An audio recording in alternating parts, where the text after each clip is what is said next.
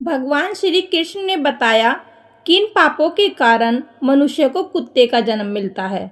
दोस्तों, प्रत्येक मनुष्य को उनके कर्मों के अनुसार उन्हें मृत्यु के बाद सजा भोगनी पड़ती है। जब उनकी सजा पूरी हो जाती है तो उन्हें पुनः पृथ्वीलोक पर दूसरा जन्म प्राप्त होता है। जो जैसा कर्म करता है उसे उसी प्रकार से दोबारा योनि प्राप्त होती है।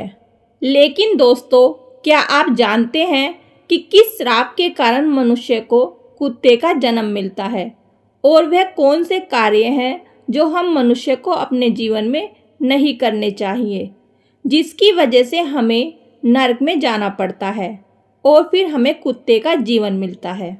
हिंदू ग्रंथों के अनुसार इस धरती पर रहने वाले सभी मनुष्य को मृत्यु के बाद उसके कर्मों के अनुसार अलग अलग योनि में जन्म मिलता है। कुछ धार्मिक ग्रंथों में यह भी कहा जाता है कि जो मनुष्य अपने जीवन में बहुत अधिक पाप करते हैं उन्हें ऐसी योनि में जन्म मिलता है जिससे वे अपना दर्द किसी दूसरे को बता नहीं सकते और ना ही किसी के साथ बांट सकते हैं। तो दोस्तों, आइए जानते हैं वह कौन से कार्य हैं जो एक मनुष्य को अपने जीवन में कभी नहीं करने चाहिए, नहीं तो उसे कुत्ते का जीवन मिलना तय है। दोस्तों, एक बार की बात है, भगवान श्री कृष्ण की प्रिय राधा रानी अपनी सखियों के साथ अपने नगर बरसाना का भ्रमण कर रही थी। पूरे गांव में उनका इधर उधर आना जाना लगा था। तभी उनकी नज़र एक घर पर पड़ी जहां पर एक लाचार कुत्ता कुछ खाने की तलाश में खड़ा था। तभी उस घर से एक नौजवान आदमी लठ लेकर निकलता है और उस कुत्ते को दौड़ा दौड़ा कर मारता है। ये सब देखकर राधा जी से रहा नहीं गया और उन्होंने अपनी सखियों से कहा, मेरी प्यारी सखियों, आप सब अपने अपने घर को चली जाओ। अब मैं यहाँ से अपने प्रभु कान्हा के पास जाऊंगी और उनसे कुछ प्रश्न पूछूंगी। फिर वहाँ से राधा रानी भगवान श्री कृष्ण से मिलने के लिए चल देती है। इधर भगवान श्री कृष्ण अपने राजभवन में स्वर्ण के बने हुए सिंहासन पर विराजमान थे। तभी उनके पास राजभवन में उनकी प्रिय राधा रानी पहुंच जाती है और भगवान श्री कृष्ण से कहती है, हे कान्हा, आज मैं अपने नगर का भ्रमण कर रही थी तो मैंने नगर में देखा कि एक कुत्ता अपना कष्ट भरा जीवन जी रहा था और वह जिसके भी महल के द्वार पर जाता लोग उसे डंडे लेकर दौड़ा दौड़ा कर मार रहे थे और उसे अपने भोजन के लिए इधर उधर भटकना पड़ रहा था, किंतु उसे पेट भरने के लिए कहीं भी भोजन नहीं मिला। तो हे प्रभु, इसे देखकर मेरे मन में एक प्रश्न उठ रहा है और मैं चाहती हूँ कि आप मेरे प्रश्न का उत्तर दें। दोस्तों, फिर आगे भगवान श्री कृष्ण कहते हैं, हे प्रिय राधा रानी, आपके मन में जो भी प्रश्न है मुझे निसंकोच होकर बताओ, मैं तुम्हारे प्रश्न का उत्तर अवश्य दूंगा। फिर राधा रानी कहती हैं, हे प्रभु, मेरा प्रश्न ये है कि किस पाप के कारण मनुष्य को कुत्ते का जन्म मिलता है। दोस्तों, फिर आगे भगवान श्री कृष्ण कहते हैं, हे प्रिय राधा रानी, आज मैं आपको एक कथा सुनाता हूँ जिसे सुनकर आपको आपके प्रश्न का उत्तर अवश्य मिल जाएगा। इसलिए हे प्रिय राधा, इस कथा को पूरे मन से सुनना। फिर आगे राधा रानी कहती है, हे प्रभु, आप कथा सुनाइए, मैं पूरे मन से इस कथा को सुनूंगी। दोस्तों, कथा को सुनाते हुए आगे भगवान श्री कृष्ण कहते हैं, हे प्रिय राधा रानी, एक समय की बात है जब भगवान श्री राम अपनी सभा में बैठे हुए थे। तभी उन्हें एक कुत्ते के रोने की आवाज़ सुनाई दी, लेकिन सभा में मौजूद द्वारपाल ने उस कुत्ते को वहां से भगा दिया और अगले दिन फिर वही कुत्ता उसी स्थान पर आकर रोने लगा और द्वारपाल ने इस बार भी उस कुत्ते को वहां से भगा दिया और सभा के तीसरे दिन भी वही कुत्ता उसी स्थान पर आकर फिर से रोने लगा।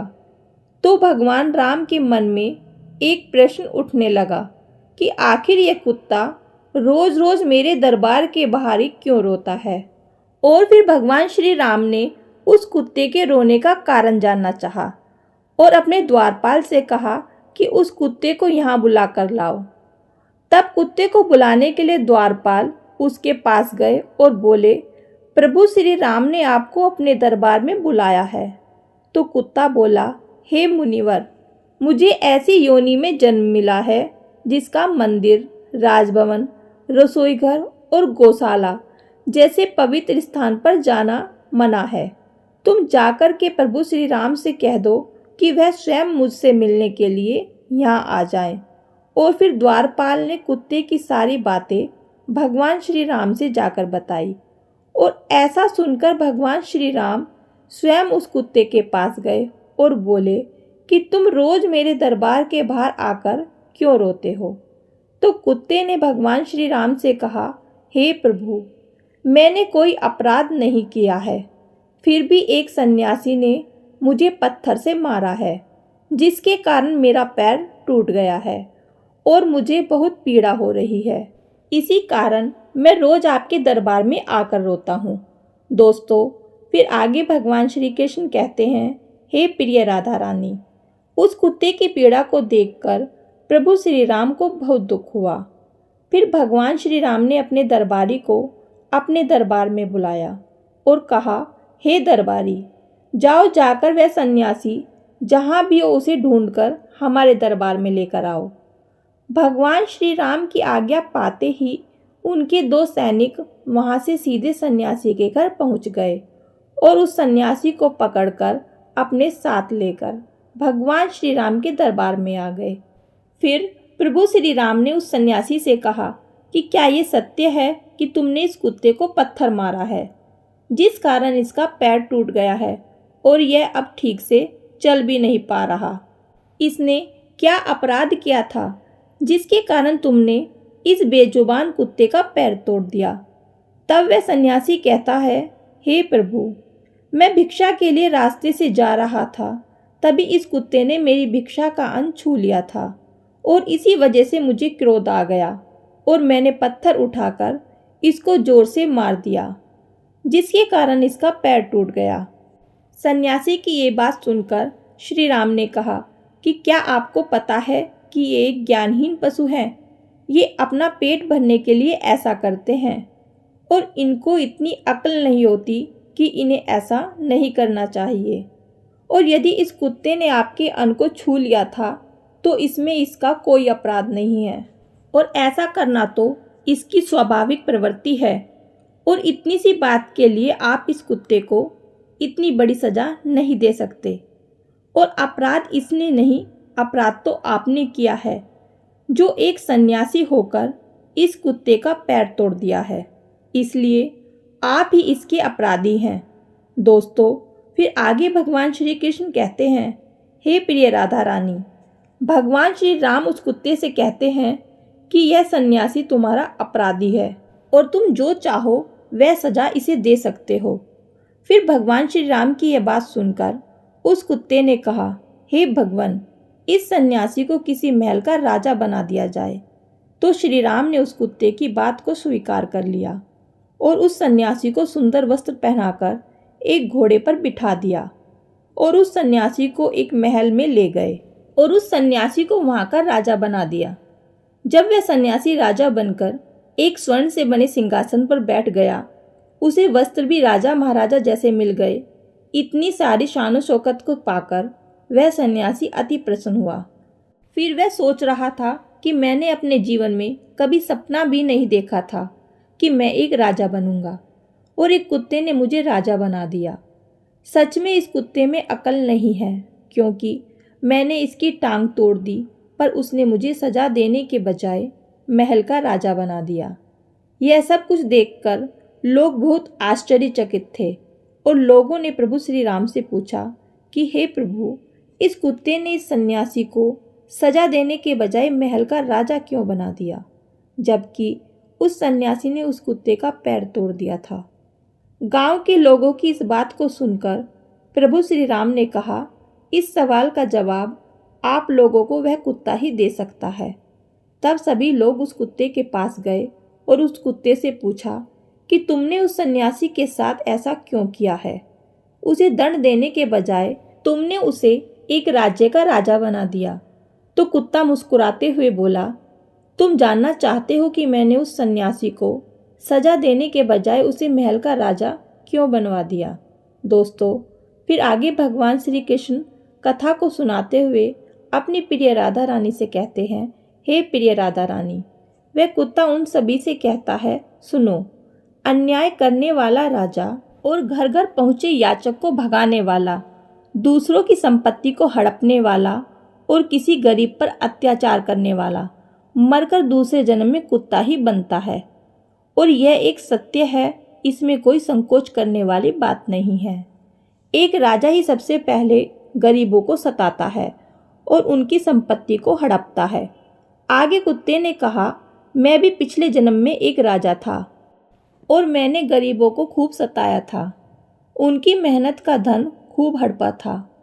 मैं भी लोगों के साथ बहुत अन्याय करता था और बेसहाय और गरीब लोगों की ज़मीनों को हड़प लिया करता था और अपने से छोटे लोगों पर खूब अत्याचार करता था, जिसके कारण मुझे इस जन्म में कुत्ते का जीवन मिला है और अब मैं अपने पापों का फल भोग रहा हूँ। मैंने उस सन्यासी को इसलिए राजा बनाया ताकि उसे भी अगले जन्म में कुत्ते का जीवन मिले और तब उसे पता चले कि कुत्ते की ज़िंदगी कैसी होती है। उसे अपना पेट भरने के लिए कितने लोगों से मार खानी पड़ती है। हम कुत्तों का जीवन इतना आसान नहीं होता। दोस्तों, कथा को आगे कहते हुए भगवान श्री कृष्ण कहते हैं, हे प्रिय राधा रानी, ये वही लोग हैं जो पाप धोने के लिए गंगा जी में जाते हैं, किंतु वहाँ से आते ही फिर से पाप करना शुरू कर देते हैं। और फिर आगे राधा रानी कहती हैं, हे प्रभु, क्या गंगा जी में पाप नहीं धुलते हैं?